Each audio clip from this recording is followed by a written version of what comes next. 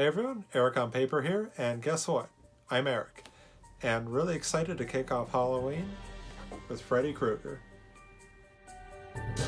So I only had time to pencil and ink this version of Freddy Kruger today, and I'm really guessing that we can just say that it's the comic book kill that Freddy did, and I believe it was the fifth one, but I could be wrong about that. So when I'm laying down the piece and trying to get the character, I have to think what really defines a silhouette, and Fred Krueger is a great design. You have so many iconic elements with his, the hat and the giant claw and the sweater. And also, Robert Englund brought a lot of great posturing and posing to the character. So wanted to capture that, and even though I said I'd try not to have characters with their right arm raised and their hand menacingly up there, well, that's kind of what Freddy's known for, and but next week I'll try to do something different, I promise everyone. So yeah, roughing out the face as per usual. One thing that Freddy has is a ton of burn marks, a ton of scarring, and fun fact, I was watching a really good documentary called Never Sleep Again.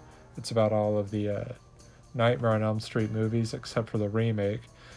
That Fred Krueger's makeup was actually based, I believe it was on a pepperoni pizza that the makeup artist moved around. So tried to keep that in mind just a little bit, but then brought my own take to it. And the hand was a little bit off, so I had to make some adjustments.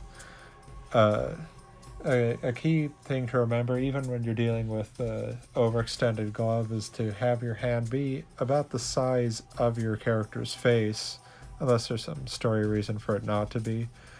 Adding in some rough shadows, and I didn't bother penciling in a lot of the detailing of his burns or anything like that, because I knew I would just go in with marker ink and fill it in. And I start with the broad strokes with my Pentel pocket brush, and overall it has a really good look to it, but I felt like it was starting to look a little bit like a coloring book almost. I mean, obviously an adult coloring book, I can't imagine this for kids, but going in and I started to add some shadows, and then I went in with a Copic multi-line marker and using that to fill in a lot of the dimension, and it makes him look even more scarred and disfigured looking.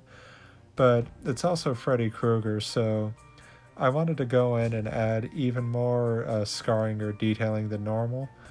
And just going in, nothing remarkable here, just filling in the hat, but using a stippling effect instead of the normal hatching or fade to give it a different texture.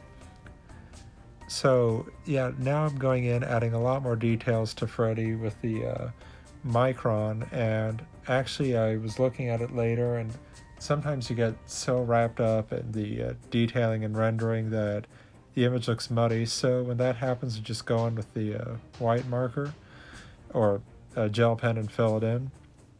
And to get the texturing on the sweater, using the Pentel brush, just go in and use kind of an intermittent line of varying thickness. Gives it more of that sweatery feeling, at least in my opinion.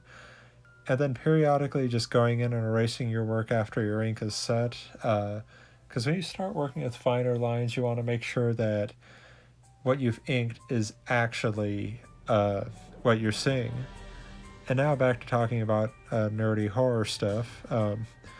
It's funny, the first Robert Englund movie I actually remembered watching wasn't a nightmare movie, but it was Phantom of the Opera, and I actually enjoyed that one. It instantly made me a fan of him and his acting, and later on checked out the Nightmare movies, which I enjoyed most of them. I'd have to say that while the first one is a classic, part 3 is probably my favorite. And even though I just now got Dream Warriors stuck in my head, I promise I will not sing it, because my singing voice is far scarier than anything that Freddy could ever do or come up with. Alright, so going in with the pants, he typically wears darker pants, but I didn't just want to fill it in with black.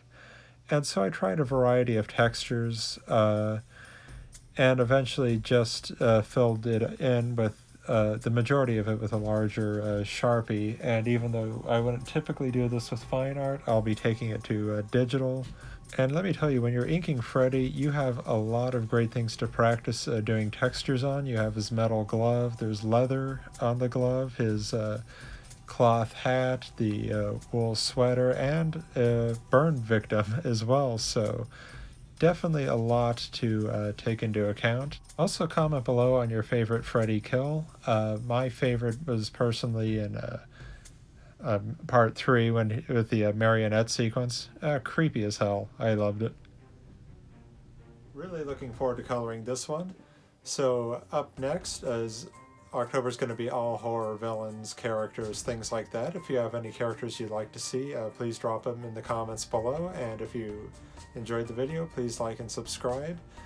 Up next, probably going to be another slasher villain because I happen to enjoy them. Another 80s horror icon. I bet you can figure out who it is. In the meantime, keep telling your stories.